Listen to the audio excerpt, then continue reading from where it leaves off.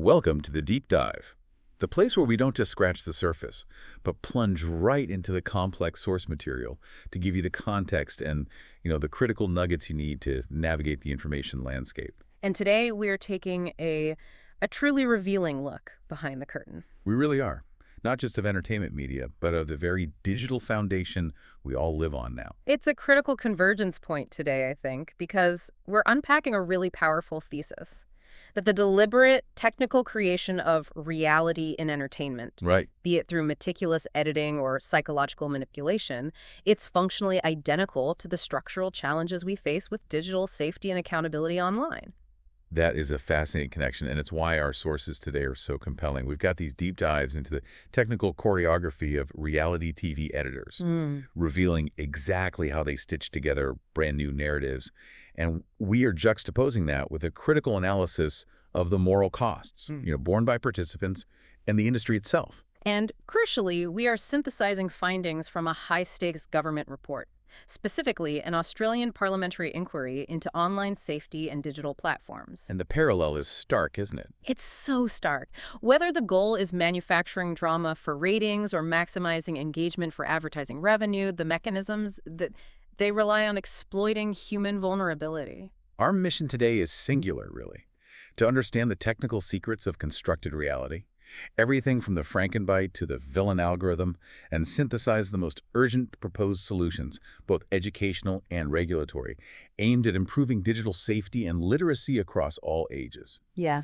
We want you to leave this deep dive not as a passive recipient of digital media, but as an active agent, armed with the knowledge of how reality is produced and therefore how to defend against its manipulations. Precisely.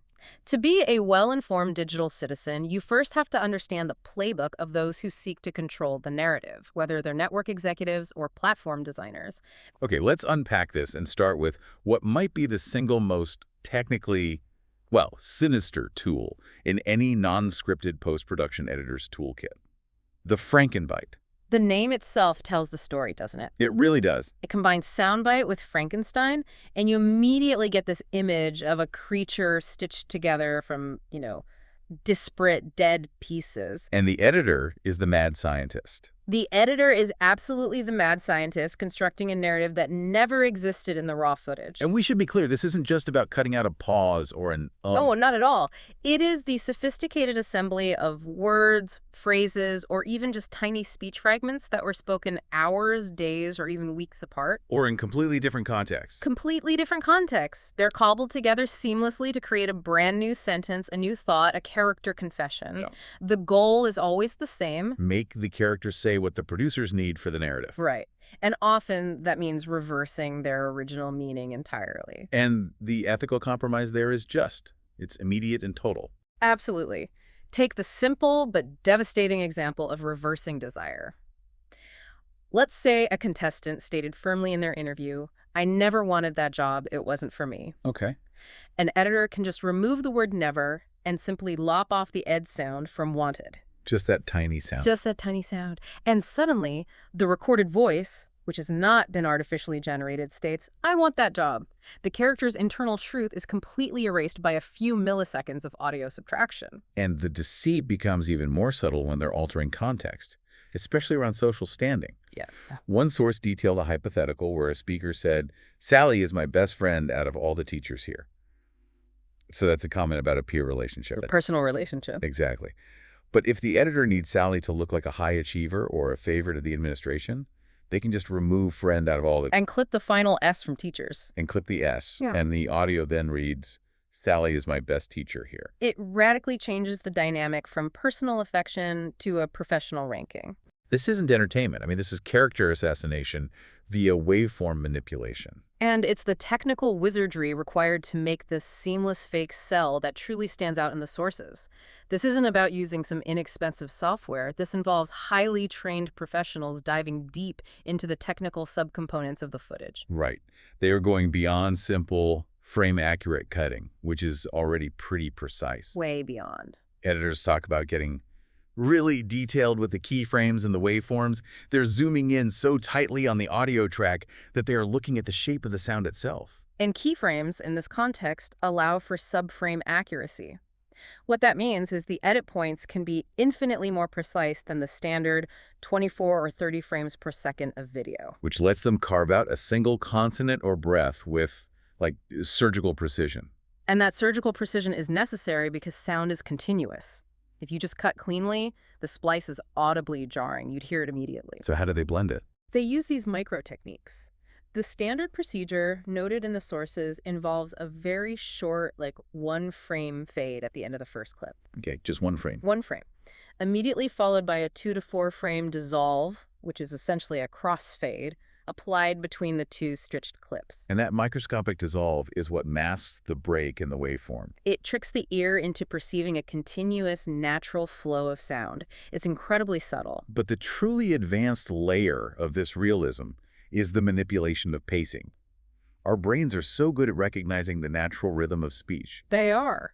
So if an editor stitches together 2 words spoken 20 minutes apart, the natural timing and cadence are just gone. How do they re-inject the illusion of reality there? They manually adjust the spacing between words. So if the 2 spliced words were originally spoken rapidly, the editor might have to artificially open up the space between them to mimic the speaker's usual tempo. And vice versa.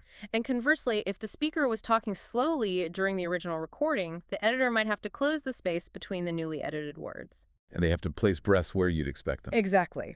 They must place breaths right before the start of the next phrase, even if that breath was originally taken in a completely different part of the interview. The deception is not just what is said, but how it's all timed.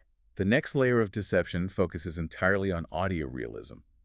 This is where it gets really interesting, because it addresses the acoustics of the room. Yes, the problem of reverberation.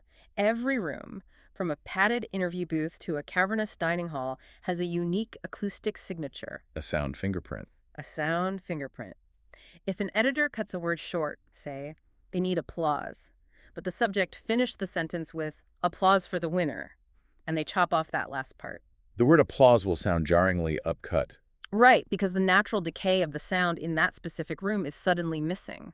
Our ears instantly detect that unnatural cutoff. Wait, so if they cut the sound short, how do they trick our brains into thinking that sound decay is natural? Is there some kind of software trick for injecting the room's unique echo back into the cut word? There is, and it's called creating an impulse response.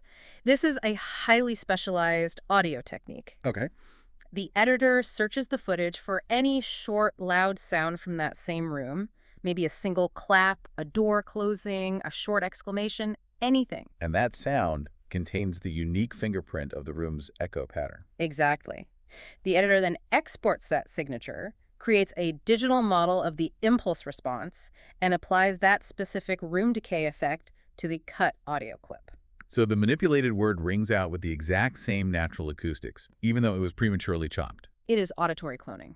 That is genuinely astonishing. It means they are recreating not just the content of the dialogue, but the physical environment around it, just to sell a lie. And let's not forget the advanced issue of inflection manipulation. This one's huge. Go on. If you need a word to conclude a manufactured sentence, a full stop, but the subject originally spoke that word mid-sentence with an upward querying inflection, It would sound like a question ending a statement. It wouldn't work. you can't use it as is. So the editor has to literally search the hours of raw footage for another instance where the subject spoke that same exact word, but with the correct downward inflection, the full stop to end the sentence. That's the first step. They have to find the word with the perfect pitch contour, and if they can't find a flawless match, Which must happen all the time. oh, all the time. The final resort is digital manipulation. They have to use speed ramping, which subtly slows or speeds the audio, and pitch shifting over the duration of that single word to mimic the necessary full stop inflection. And this manipulation is so micro-detailed that the average listener just cannot detect it. No, but it requires highly specialized skill and hours of labor for a single sentence. And as a final note on efficiency, the sources reveal that experienced editors have streamlined this deception. They often create a dedicated, categorized frankenbite sequence. Yes, which acts like a library. A library of lies. Pretty much. Instead of hunting through endless hours of source footage every time they need a connecting word like and, but, the, or you, they have a quick access sequence. So it's all pre-sorted. This library contains different versions of those common words, already sorted by the speaker's inflection and sometimes even the acoustic environment. The convenience of lying, perfected and organized. And this transition from creative editing to systemic digital deception is the perfect bridge to our next section, which shows how this manipulation starts not in the edit bay, but way before that, in the casting room. Hmm. We've established that the frankenbite is the mechanical monster of post-production. Right. Now we move to the villain algorithm, which is, I guess, the monster of pre-production. Reality TV is not merely filmed, it is a meticulously constructed narrative. Designed through intentional selection and omission. The producer's decisions are the blueprint for the entire show, and they begin with casting. And it's a highly intentional process. Extremely. Casting directors curate a cross-section of applicants, but they're looking far beyond simple demographics like location or job title. They're looking for specific psychological levers they can pull, aren't they? Oh, absolutely. We're talking about the psychographic profile, a detailed analysis of the applicant's likes, dislikes, social media engagement, existing vulnerabilities, and, most importantly, their potential for conflict when paired with other curated personalities. Casting the reality TV villain is universally considered the money shot. It's the whole game. Commercial viability is massively invested in the chaos, mayhem, and emotional volatility these antagonists generate. Because producers are acutely aware that dramatized reality shows thrive on conflict. And villains ensure passionate discourse, which translates directly into higher ratings and higher advertising revenue. It's the #1 formula for guaranteed success. And to ensure that narrative, they rely heavily on a systematic tool borrowed directly from the world of scripted screenwriting. The Story Bible. The Story Bible. In reality TV, it's a living document. It details the universe rules of the show, so, in a dating show, which couples are paired, what the elimination process is. Right. Comprehensive character biographies, often embellishing the truth, and, critically, potential plot arcs. So even though the show is unscripted, this Bible provides the roadmap for producers and editors. Yes. It shapes the narrative, ensuring that sound bites, manufactured situations, and edited reactions align perfectly with the predetermined story arc, which inevitably involves the rise and fall of the villain. This intentional construction moves beyond paperwork and casting.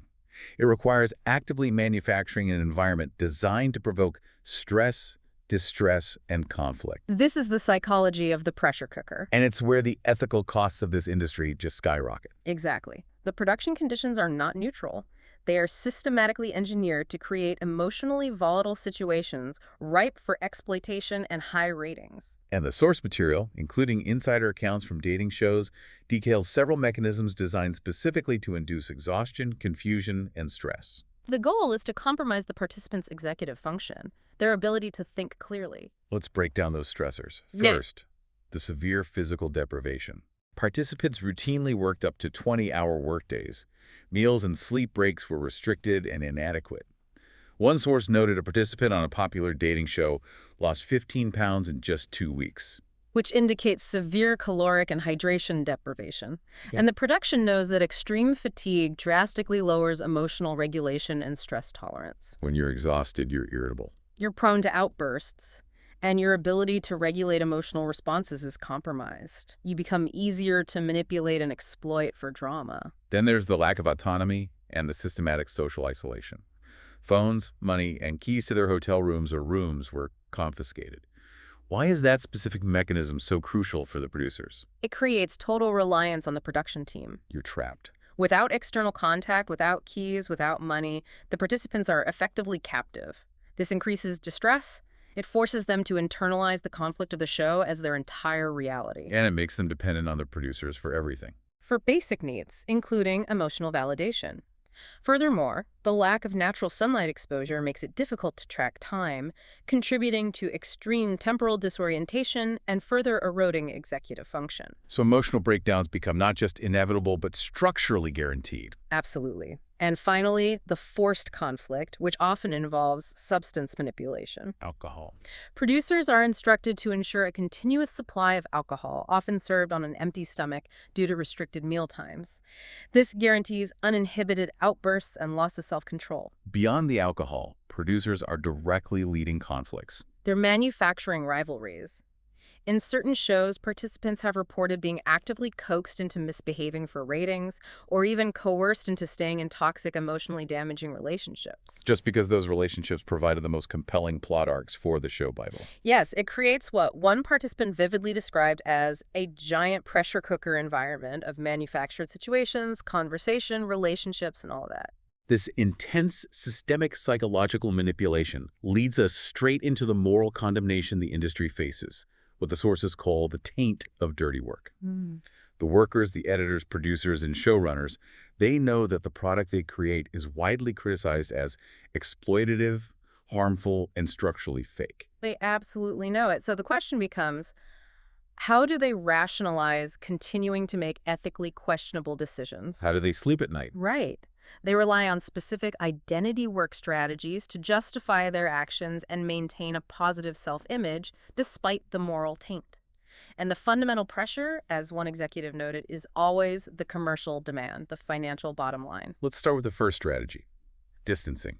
This involves framing the sensationalist, disliked, or morally compromising product as abnormal or a temporary exception. Something that doesn't reflect their true artistic identity or skills. Right. A poignant example cited in the sources involves a director of development named David, who was fundamentally opposed to the manufacturing of reality, yet he was compelled to create an inauthentic, highly sensational sizzle reel to sell a show to a major network agent. So what did he do?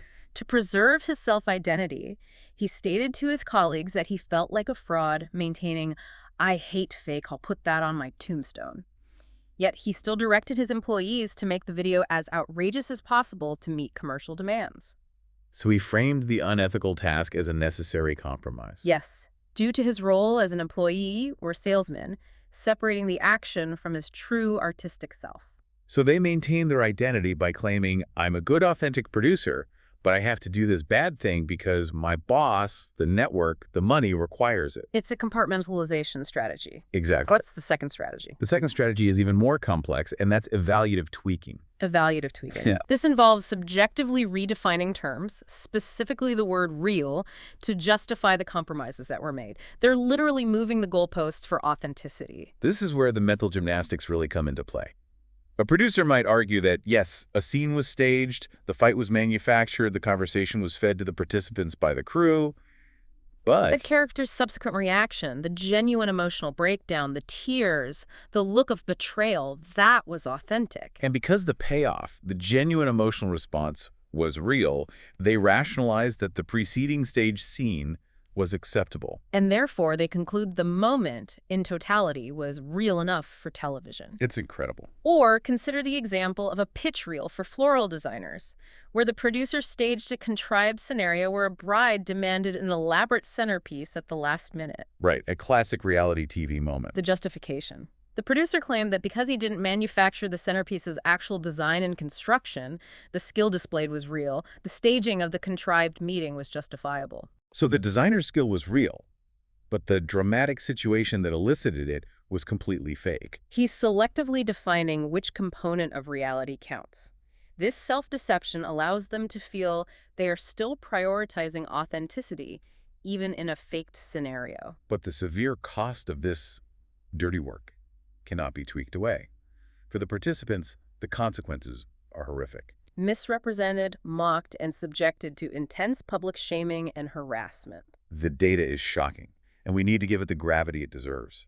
Reality TV has been linked to the suicides of at least 28 former participants across various programs. 28. It's a critical public health and ethical failure of the industry. And the sources note that women and people of color frequently face greater degrees of harassment. Often because they are tokenized or edited specifically to perpetuate cultural stigmas and harmful stereotypes for easy drama. And even when it doesn't lead to such tragic outcomes, the economic and social consequences are severe. Cast members are often fired from their original jobs or find it nearly impossible to find subsequent employment because of how they were portrayed. A depiction that was largely engineered by the production through the mechanisms of the pressure cooker. And the common industry defense, they get what they sign up for, just seems so woefully inadequate when you consider the conditions. The 20-hour workdays, the deprivation, the near total social isolation. It's all specifically designed to compromise their ability to consent or regulate their emotions. Which moves us to the larger societal impact of consuming this kind of content. The constructed reality we see on screen does more than just fill airtime. It functions as a potent cultural force that reinforces dominant societal values. And we are talking specifically about the tenets of neoliberalism. Exactly. Okay, let's establish that connection. Neoliberalism is the economic and political rationality that extends market values, individual responsibility, competition, entrepreneurialism into all areas of life. And prioritizes self-reliance over communal support or structural solutions. So how does reality TV reinforce this? It reinforces it through the concept of the economization of the self. The self becomes a product to be constantly managed, improved, and displayed for optimal economic and social return. Reality TV consistently endorses this ideology. Presenting fantasies of individual success, consumerism, and the entrepreneurial self. We see this so vividly in dating and competition shows. Romantic success is frequently presented as a form of upward social mobility, intrinsically linked to financial stability. And the correct management of one's personal brand. And gender roles are implicitly reinforced. Men are often assessed on their earning potential and stability, the providers. While women are valued for their ability to provide care, affection, and manage the emotional labor of the relationship, the shows rarely critique these underlying economic pressures. They treat compliance with these expectations as moral virtues. And when participants fall short, it's framed as a personal moral failing. We saw this analyzed in sources discussing Love is Blind, where one participant's existing student loans and some frivolous purchases were treated by their partner and the narrative itself as a major character flaw, a sign of irresponsibility. That narrative completely ignores the structural realities of debt and economic inequality. Completely. By focusing on the individual's lack of financial discipline, the show reinforces the neoliberal notion that financial stability is purely a matter of personal responsibility and management. Not a result of broader societal forces or economic policies. Another key neoliberal virtue that reality TV rewards is extreme transparency. Yes. Dating shows, in particular, reward convincing performances of complete authenticity, openness, and vulnerability.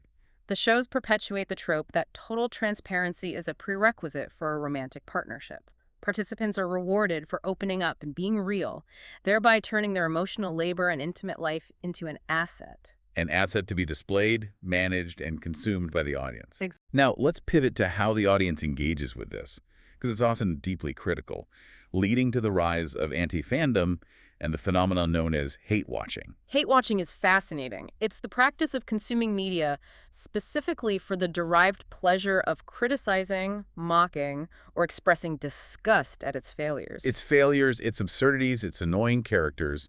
It's an act of critical consumption, but it's still consumption. That's the key. And the paradox, as the sources point out, is that anti-fans are often just as deeply invested, sometimes even more invested than traditional devoted fans. They perform intense analytical practices. Engaging in snarky criticism, caustic commentary, celebrity bashing, and detailed online recaps.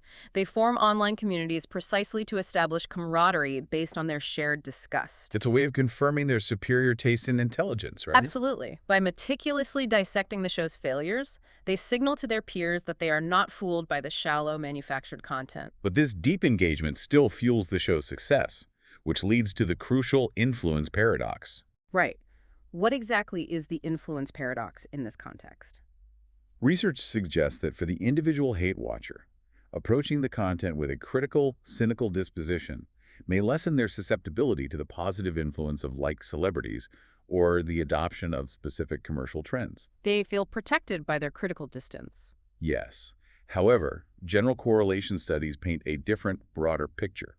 Watching certain reality programs is consistently linked to an increase in aggression, manipulative behavior, and narcissism in viewers overall. So while the individual anti-fan might feel protected, the content itself, by normalizing manipulative behavior and celebrating individualism over ethics, still shapes broader societal norms. It still potentially encourages negative traits in the overall viewing public.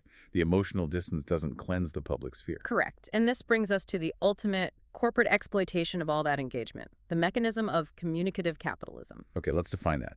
How is our discourse and our disgust monetized under this schema? Communicative capitalism means that corporate interests monetize the audience's emotional and intellectual labor, regardless of whether that emotion is positive fandom or negative anti-fandom. Producers actively encourage this social media coverage. Of course they do, because anger, chaos, and villainy are incredibly powerful catalysts for engagement and discourse. Negative feedback is just as valuable as positive feedback because it keeps the show trending and provides free marketing. And the ultimate engine of this is the sleuthing culture.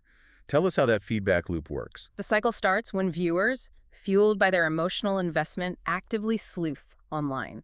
They dig to uncover secrets, scandals, or past inconsistencies about cast members. Like exposing a prior relationship that wasn't mentioned on the show or finding inconsistencies in a timeline. Yeah, and this is where the production company seals the deal. They take that external audience-generated research, the immaterial labor, and bring it back into the show's narrative. So they use it against them. Precisely. They save those revelations for high-stakes moments like reunion episodes, where the sleuth-generated content is weaponized against the cast member, publicly shaming them with the online information. And this has a dual effect. It generates explosive ratings. And critically, it validates the audience's sleuthing labor, encouraging viewers to dig even deeper in the future. The corporate machine successfully exploits the audience's critical thinking for its own publicity. So whether you are a fan writing an earnest analysis or a hate watcher tweeting snarky criticism, you are providing immaterial labor Discourse, theories, engagement, data collection. that is systematically used by corporate interests for marketing and data profiling. The foundational principle of communicative capitalism is that the circulation of content, regardless of its moral quality, generates value. Our emotional investment, even our disgust, is the product being sold to advertisers.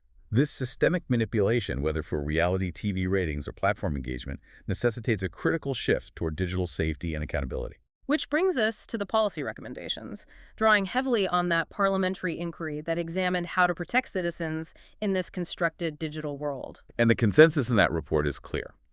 Education is an absolutely essential component of harm minimization, but we have to move beyond outdated, generic approaches. Right. The sources emphasize the need for a whole-of-community approach that is culturally and age-appropriate, trauma-informed, and crucially operates with a child-first framework. We can't use a one-size-fits-all strategy for digital literacy. No. And the most effective education, the report found, moves away from simple technical instruction, knowing how to use an app, and toward digital ethics and citizenship. What does that mean exactly? The philosophy here is to transform children and young people from passive recipients of media and platform defaults into active, ethically aware digital agents. And that means instilling a complex understanding that their actions online don't just shape their own experience, but significantly influence everyone else's experience in the digital space. It's about recognizing the communal nature of the online environment. This citizen-focused approach is already demonstrating positive results, right? It is.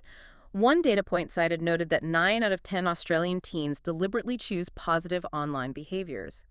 Building this awareness of shared responsibility is a key method for mitigating the negative, often anonymous experiences that plague social media. However, a major structural barrier exists in the form of the adult literacy gap. The report highlighted that many parents and carers have low levels of understanding regarding how risks genuinely operate in the digital world. This is a profound problem, particularly concerning serious risks. We're talking about a lack of understanding regarding the mechanisms of child sexual exploitation and abuse online, the subtlety of online grooming, or the rapid spread of dangerous misinformation. The parents and carers are often playing catch-up. Which makes providing effective preemptive supervision almost impossible. That lack of knowledge also extends to seemingly basic but crucial issues like managing one's digital footprint and personal reputation. Yes, the sources cite anecdotal evidence where parents are unwittingly assisting risky behavior. This could be as simple as setting up social media accounts for underage children, violating terms of service. Or just being unaware of the long-term impact of publishing photos and personal details of their children on their own public accounts. The conclusion, therefore, is unambiguous. Providing adequate educational resources and robust support for young people's circles of influence, parents, carers, and family members, is crucial for effective harm reduction So education needs to be expanded far beyond the school curriculum. and targeted toward all vulnerable users in society, including older adults who are often targets of scams and manipulation. Beyond education, there is a powerful and necessary push toward structural accountability frameworks, which fundamentally shift the responsibility for safety away from the individual user Who is already battling the frankenbite and the villain algorithm? and onto the immensely powerful platforms themselves. This is the core recommendation synthesized from global research, establishing a statutory duty of care framework, mirroring approaches taken by governments like the UK. And this model fundamentally flips the onus of responsibility. Exactly. Instead of asking users to constantly report, block, and navigate platform complexity, the platforms would be legally required to design systems that are protective and responsive to all their users, especially children, women, and other vulnerable groups. And what are the teeth of this framework? Does it have any? It incorporates penalties for non-compliance. If a platform's design or operational failures lead to preventable harm, whether that's exposure to severely violent content, coordinated harassment, or manipulation, they face significant financial and legal consequences. So this shifts from reactive monitoring to proactive design. It mandates safety as a built-in feature, not an afterthought. To ensure this framework works effectively for the youngest users, the report suggests it must incorporate the best interests of the child principle as its guiding model. What does that look like in practice for a platform?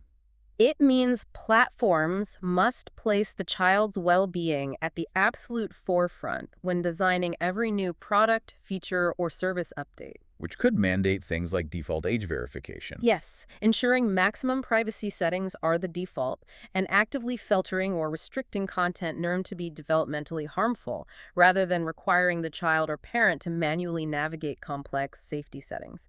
It's about systemic protection. The committee also weighed in on the widely discussed and sometimes controversial concept of a digital license. Right. This sounds like it could be a restriction, which contradicts the goal of promoting digital citizenship.